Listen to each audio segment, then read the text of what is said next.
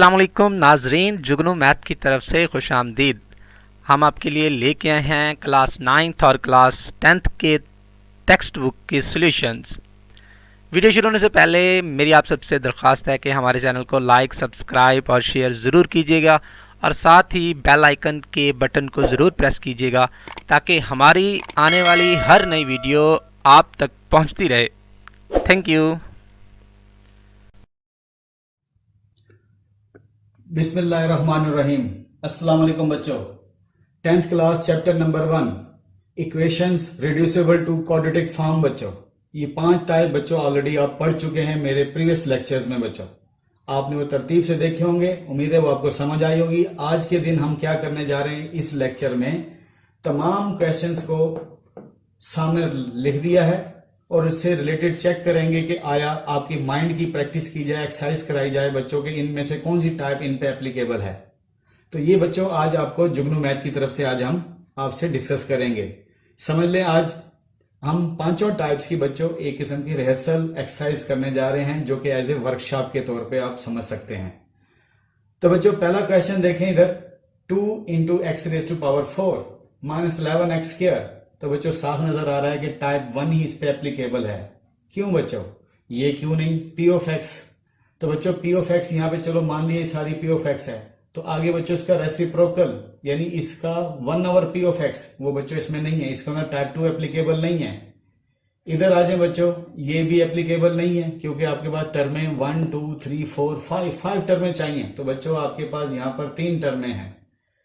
बेटा ये दूसरा क्वेश्चन भी बिल्कुल इसी तरीके से देख लें, इसमें भी टाइप आपसे कौन सी लग रही है, टाइप 1 ही एप्लीकेबल है इसमें। क्यों, इसमें भी टर्मों की क्वांटिटी आपके पास क्या 3 है और बच्चों यहां पे आप गौर से देखें यहां आपके पास टर्मों की क्वांटिटी 5 है। तो इट मीन्स ये पहले 2 क्वेश्चन जो से हैं इन पे टाइप 2 और टाइप 3 एप्लीकेबल नहीं है बच्चों।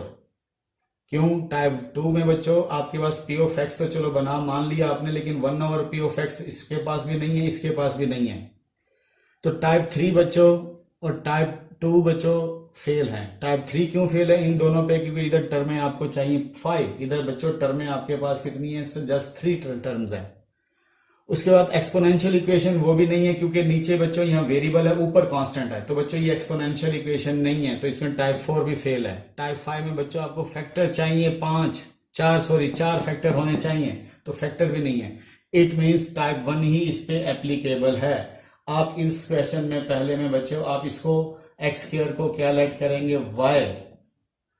क्वेश्चन को आप क्वाड्रेटिक में स्विच करने जा रहे हैं तो देखो मिनिमम पावर जो है उसे आप वाई लेट करेंगे और ये बच्चों एक्स पावर 4, तो इसी का बच्चों दोनों तरफ जब आप स्क्वायर लेंगे तो वो क्या हो जाएगा एक्स की पावर 4 और वाई स्क्वायर। इसका मतलब इसकी जगह वाई स्क्वायर रिप्लेस करेंगे, इसकी जगह वाई, और क्वेश्चन बच्चों वाई की सेंस में आ जाएगा और वो बच्चों आपकी क्वाड्रेटिक फॉर्म बन जाएगी। उम्मीद है ये बच्चों आप कर लेंगे। और अगले इस वाले क्वेश्चन में भी मैं आपको थोड़ी सी हिंट दे देता हूं, यानी आज के लेक्चर में बच्चों मैंने सिर्फ आपको टाइप 5 के हिंट्स देने हैं, कौन सी किस पे एप्लीकेबल है और कौन क्यों नहीं एप्लीकेबल हो रही, वो लॉजिक बतानी है।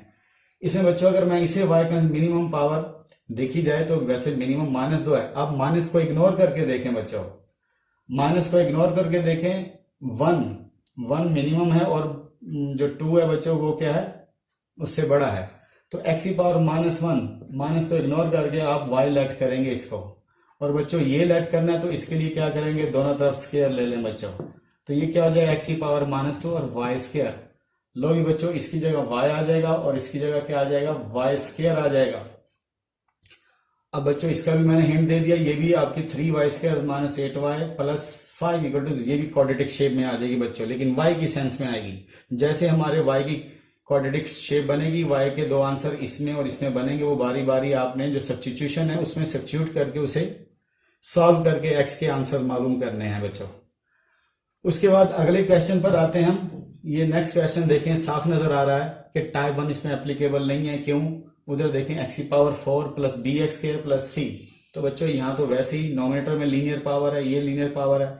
अगर बच्चों मैंने मल्टीप्लाई भी करता हूं तो मेरे पास एक्स की पावर 2 बनती है, तो बच्चों इस साइड पे भी 2 बनेगी। तो इसका मतलब साफ आप देखें टाइप 2 को गौर से देखें, ये अगर मैं पी ऑफ एक्स कंसिडर करता हूं तो बच्चों ये 1 ओवर पी ऑफ एक्स है। आप बोलेंगे कैसे, तो बच्चों मैं इसे 1 कंसिडर कर लूं एज ए क्योंकि पी ऑफ के साथ क्या होना चाहिए, कांस्टेंट, तो कांस्टेंट मैंने माना ये।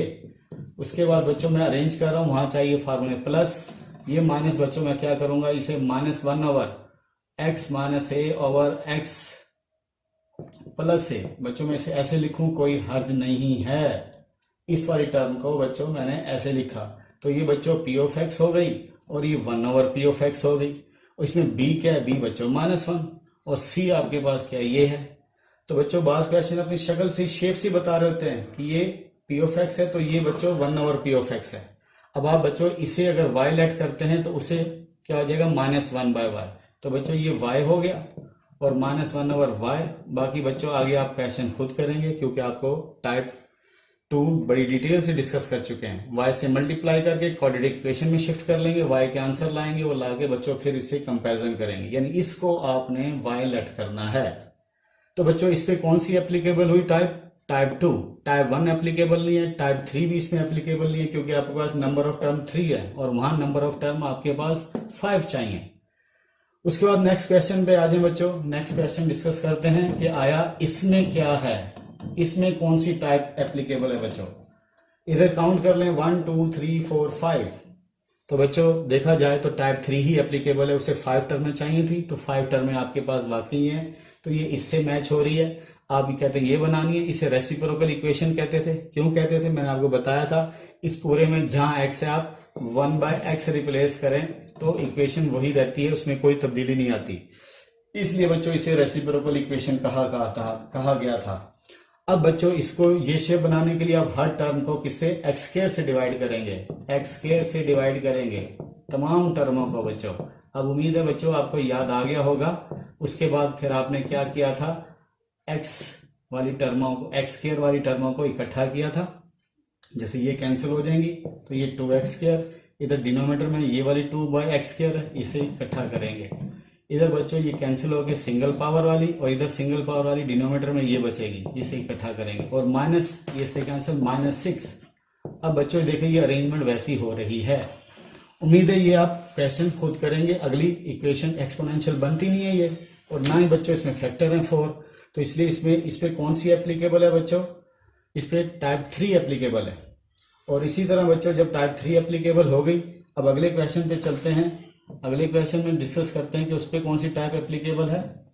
अब आपको साफ नजर आ रहा है कि 5 इसमें देखें बच्चे आपके पास नीचे कांस्टेंट है, ऊपर वेरिएबल है, नीचे कांस्टेंट ऊपर वेरिएबल। तो हमने कहा था जिसमें नीचे कांस्टेंट ऊपर वेरिएबल हो उसे हमने एक्सपोनेंशियल इक्वेशन कहा था, टाइप 4। तो इसमें बच्चों आप मिनिमम पावर कौन है, 3⁻x, इसे y रिप्लेस करेंगे। अब ये 3 की पावर 2x, तो बच्चों इसको क्या रिप्लेस करेंगे, इसका दोनों तरफ जब आप स्केयर लेंगे तो बच्चों ये क्या हो जाएगा, 3 की ताकत पावर से मल्टीपल होती है, तो इसका मतलब है इसकी जगह y² आ जाएगा।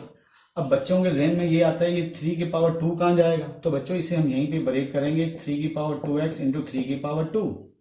इसे ऐसे लिखेंगे तो इसकी जगह बच्चों आ जाएगा y², और ये 3 की पावर 2 यानी 9 एज इट वैसे रहेगा, और बच्चों ये आ जाएगा y, 9y² minus 12y plus 3 equal to 0। क्या इक्वेशन बनेगी, दोबारा देखें, 9y² माइनस 12y और प्लस 3 इक्वल टू 0। तो ये बच्चों क्वाड्रेटिक इक्वेशन y की सेंस में आ गई। y के जब सोल्यूशन आएंगे बारी बारी इस जगह पर रिप्लेस करेंगे। उम्मीद है आपको टाइप 4 भी याद आ गई होगी जैसे हमने सॉल्व की थी बच्चों। ये जस्ट आपको बच्चों हिंट देने के लिए ये वीडियो बनाई जा रही है, ताकि आपको टाइप पांचों की पांचों टाइप किस पे एप्लीकेबल है, क्यों एप्लीकेबल है और क्यों नहीं है, वो डिस्कशन करनी है आज। अगले क्वेश्चन में आ जाए बच्चों। अगले क्वेश्चन में देखें 1 2 3 4 फैक्टर हैं, तो 4 फैक्टर्स वाली टाइप 5th है बच्चों, तो इसका मतलब ये टाइप 5th है। अब इसमें आप क्या करते थे, इसका रूल अपनाया था कि किन 2 फैक्टर्स को, इनमें 2 फैक्टर्स की प्रोडक्ट करनी है। तो बच्चों आपको कहा था कांस्टेंट ऐड करें, -1 और -2 क्या बनता है बच्चों, -3 बनता है, इसका मतलब, और इधर से -8 और +5 तो -3 बनता है, तो दैट इज ऑलरेडी अरेंज्ड है बच्चों। आप इन 2 फैक्टरों को मल्टीप्लाई करेंगे और इधर से इन 2 फैक्टरों को मल्टीप्लाई करेंगे, उससे क्या होगा आपके पास कुछ यानी हिस्सा जो सा सेम आएगा और उसको आप y ऐड कर लेंगे। ठीक है, जैसे फर्ज करें इसको इससे जरूर देंगे तो बच्चों x², इसको इससे देंगे -2x और इसको इससे देंगे -x, तो -3x बच्चों। इसमें भी ऐसे ही होगा, यहां भी बच्चों x² और इधर देखिएगा +5 एक्स और -8x तो -3x बच्चों। तो ये हिस्सा जौन सा है आपको याद आ रहा होगा कि हमने y लेट किया था। बाकी यहाँ जो कांस्टेंट होगा ये इधर बच्चों 2 आएगा और इधर -8 40। तो बच्चों ये आगे आप खुद करेंगे, जस्ट आपको हिंट देना था कि भाई कौन सी टाइप इस पे लग रही है, तो टाइप 5th लग रही है बच्चों। अब लास्ट क्वेश्चन बच्चों, इस पे हम डिस्कशन कर लेते हैं कि आया इस पे कौन सी टाइप लग रही है बच्चों। तो पहली बात देखिएगा, नीचे कांस्टेंट ऊपर वेरिएबल, तो आप समझ जाएंगे ये भी टाइप 4 है बच्चों। तो टाइप 4 में बच्चों इसमें आप किस तरह लेट करेंगे, तो देखा जाए तो ये 2 की पावर x बच्चों, अगर मैं इसे y लेट कर देता हूं तो ये कहता है मैं रह गया हूं। तो बच्चों इसे हम अरेंज करके लिखें 64 इंटू 1/2 की पावर x। तो इसे नीचे ले जाएं तो पावर हमारी नेगेटिव से पॉजिटिव हो जाएगी। तो दैट इज बच्चों इसकी जगह हमारे पास y और प्लस 64 और ये बच्चों 1 वैसे ही और नीचे 2 की पावर x जगह y। तो बच्चों y डिस्टर्ब कर रहा है, y से मल्टीप्लाई करेंगे, y² plus 64 minus 20y। y से जब तीनों टर्मों को मल्टीप्लाई करेंगे तो ये क्वाड्रेटिक इक्वेशन बनेगी। अब बच्चों y के जो 2 आंसर आएंगे वो तरतीब से बिल तरतीब बच्चों इसमें बारी बारी आप सब्स्टिट्यूट करेंगे, वहां से आपको x में आंसर चाहिए। बच्चों सारे टाइप्स आपके सामने रखकर क्वेश्चन, डिफरेंट क्वेश्चन रखकर आपसे टाइप डिस्कस की कि कौन सी टाइप किस पे एप्लीकेबल है। उम्मीद है बच्चों समझ आई होगी, और कौन सी टाइप किस पे एप्लीकेबल है, कौन सी क्यों नहीं एप्लीकेबल, वो भी बच्चों मैंने बताया है कि इसमें नंबर ऑफ टर्म्स क्या हैं क्या नहीं है। अगर फिर भी आपको बच्चों ये नहीं समझ आ रहे तो आपने इसका मतलब बच्चों पिछले लेक्चर जौन से वो नहीं देखे, आप वो तरतीब से तसल्ली से देखें, फिर इन क्वेश्चंस को भी गौर से देखेंगे, आपको आइडिया हो जाएगा। देखते ही क्वेश्चन आपको बताएगा कि मुझ पर कौन सी टाइप लगाई जाए कि मैं सॉल्व होऊंगा। जुगनू मैथ की तरफ से बच्चों आज के लिए इतना ही। अगले वीडियो के साथ आपके सामने हाजिर होंगे। अल्लाह ताला आप पे हामी नासिर हो। अल्लाह हाफिज।